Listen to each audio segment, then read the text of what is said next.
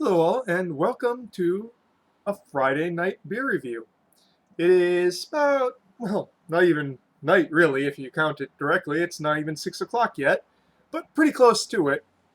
And we're reviewing something interesting, something I have never tried before, something that it is kind of remarkably hard to go and find information about. So, backstory here, because it's kind of long. A couple of years ago, my mom went to Portugal, and one of the things she got me was this nice. She got me this nice um, hat. I have two exact same, you know, Portuguese hats here, made of cork. They're waterproof, but they are not Hawaii weatherproof. And yeah, so my dad also went there and he got me one, so I have two of these. And the other thing she got me from her trip to Portugal was this Ginja. Ginja Licor Curral. So apparently, because I had no idea what this was, this is a sort of cherry liqueur from that is very popular in Portugal and apparently is not made outside of Portugal anywhere. Um, there's very many brands, and also people tend to make it themselves at home as well. This particular one is from Madeira because it says right here on it. Oh God, my eyes, my eyes. Such tiny print. Producio en Embaraco Faria Filhos LDA Funchal, Madeira, Portugal. So from Funchal in Madeira, which is one of the islands off the main part of Portugal. So Madeira and the Azores are two separate island groups there. And Funchal is the largest city in Madeira. Um, I am of Portuguese descent, but very far removed from it. I do not have any connections with the old country at all, I suppose. Um, other than being of a very melancholy nature and loving alcohol. So, yeah.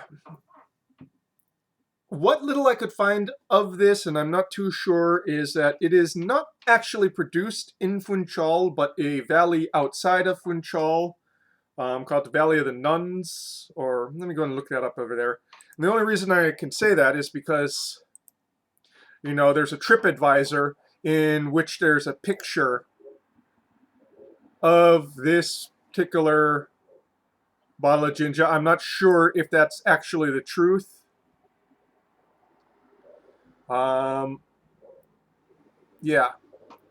So, Ginja is a Portuguese liqueur made by infusing Ginja berries, right, cherries, ginger berries. They look like cherries, but apparently they might not be um, cherries, according to, the Linnaean system. They might be different. I don't know. You guys probably might know better than me. And adding caramel together with other ingredients. It is a favorite liqueur of many Madeira Island inhabitants and a typical drink in Curral das Freiras. This region produces ginja with a protected designation of origin. This bottle label so tiny here. You know what I'm going to do, actually? Here. Bring it all the way up, and maybe my cheapy camera. Oh, yeah. I should have thought of this earlier. I can actually read it now.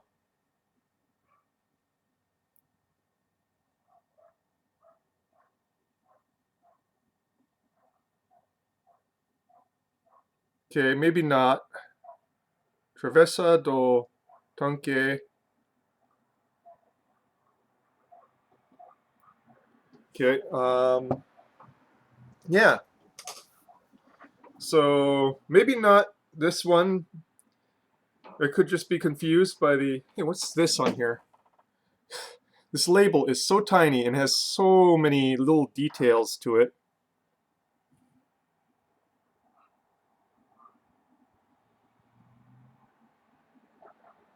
Trying to get to go close up again. I like how it does it when I don't want it to. Well, if it starts blurring out again because it wants to do a close up, then I'm going to rush and shove this in the camera. But for now, we are going to go and drink this. So, traditionally, you have it in a shot glass and you pour it over a cherry or a gingerberry. I'm not sure which. They look so alike. I'm not sure if they're pouring this Ginja over an actual cherry or another one of the Ginja berries. And you just kind of sip it. It's usually taken neat at room temperature, though some of the other reviews of other brands say it's a little bit better chilled because it's not so overwhelming in flavor. Mine was chilled until I decided to yammer on for a while. So yeah, let's just go and pour this out already. I'm going to be pouring it into the Glencairn glass. So this is 20% ABV, and this has been sitting on my shelf for like 2 years thereabouts. I completely forgot that I had it.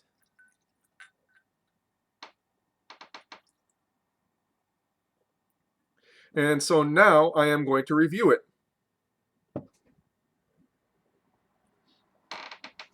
Oh my.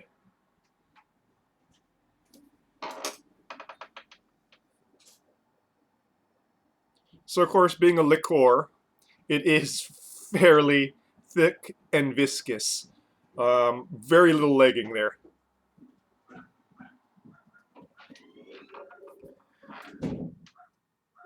It's not bright red. It's kind of more of a dark ruby color. There's a bit of precipitate on the bottom of it. I'm not sure. That might just be because this was sitting for 2 years.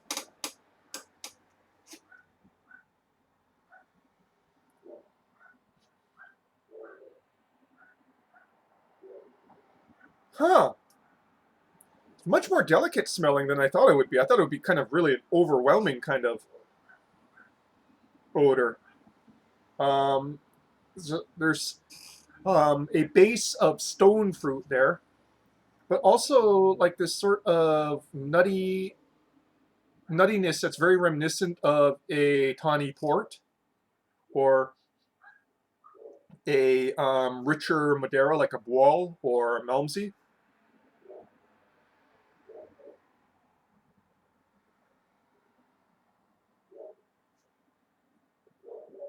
Very caramelized kind of note to it as well. I'm not sure if this is placed in wood barrels or aged in wood barrels. Probably not, since it's a liqueur.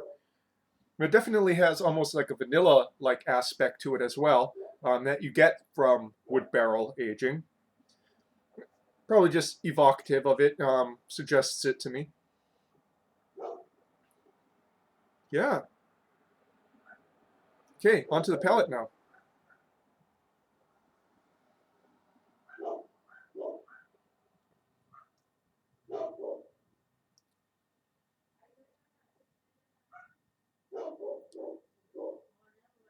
Hmm. So very thick and oily on the palate, as a liqueur should be.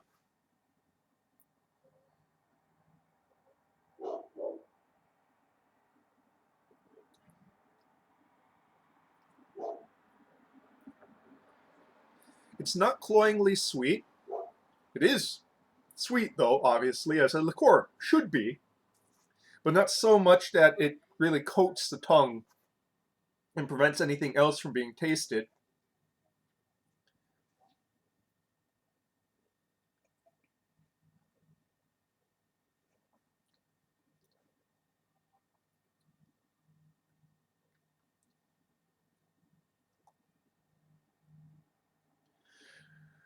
Underneath the sweetness Yeah, this is not evoking cherries to me.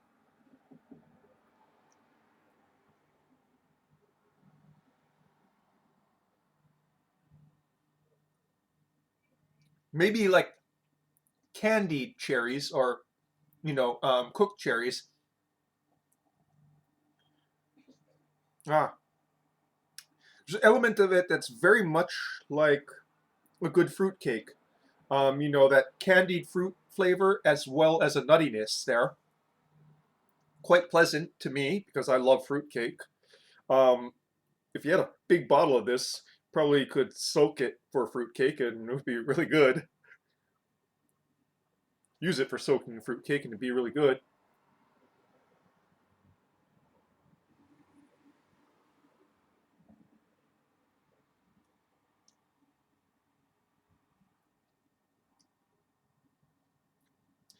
There's a sort of fruity flavor I can't quite place.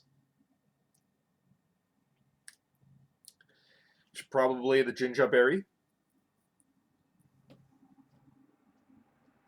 I mean, if I had like the actual gingerberry there and I tasted it, I'm pretty sure that this would taste like kind of aged candied version of it, but I'm not, I've never had it, so I can't really, I have nothing to really go and say, but I'm pretty sure that this is very much the flavor of it.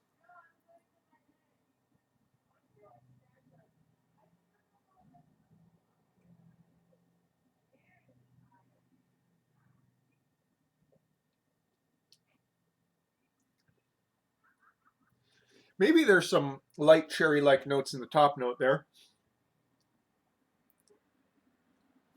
I'm gonna go and I always have liqueurs with water because they're so intensely flavored on the palate.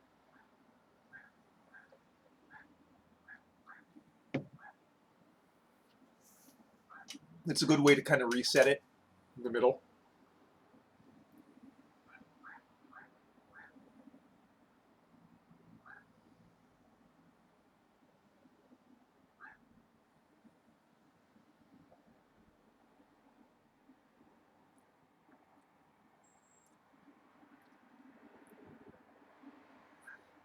Yeah, I could definitely go for a big bottle of this. Keep it in the refrigerator.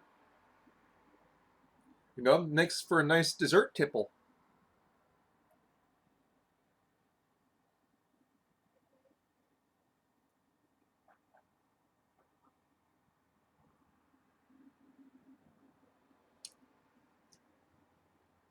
I do find it strange how close the flavor is to port and Madeira. It's not quite the same, but it's kind of like, huh, this is Portugal flavored. What's Portugal flavored? I guess spiced sausages and very intense, thick drinks.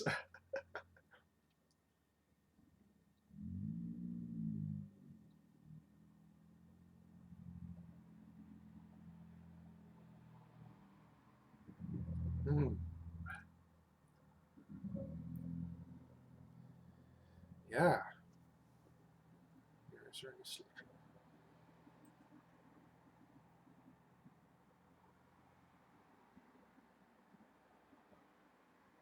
Waste not, want not, I say.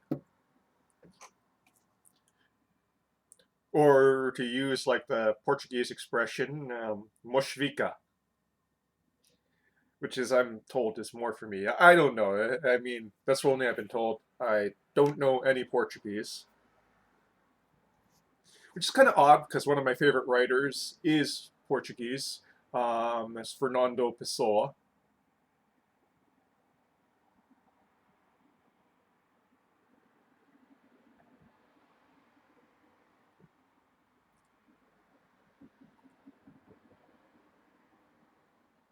Yeah. So I don't think you can get this outside of Portugal. But if you're ever in Portugal, definitely give this a shot. It's not very expensive. I saw like yay size bottle online for about €9. So that's not a very high price. Um, and I don't know, I think it's quite enjoyable. And I've had some liquors that are just like too intense. It feels like you're being slapped up the side of the head with like flavor and sugar. This one's pretty moderate. I'm quite impressed.